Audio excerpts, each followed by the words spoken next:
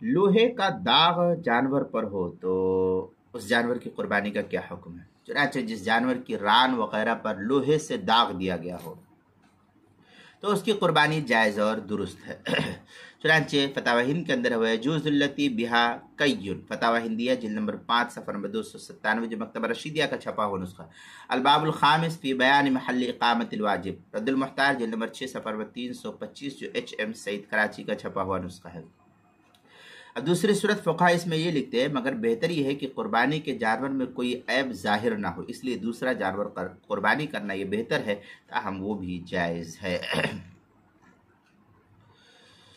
चुनांचे रद्दुल मुख्तार के अंदर वल मुस्तहब अन यकून सलीमन अनिल उयूब ज़ाहिर, ये रद्दुल मुख्तार माशामी जिल्द नंबर 6 सफ़र नंबर 323 जो HM सईद कराची पाकिस्तान का छपा हुआ नुस्खा है। बजाय सनाय जिल्द नंबर 5 सफ़र नंबर 75 फस्ल अम्मा शराइतु जवाज़ इकामतिल वाजिब, फतावा हिंदिया जिल्द नंबर 5 सफ़र नंबर 297।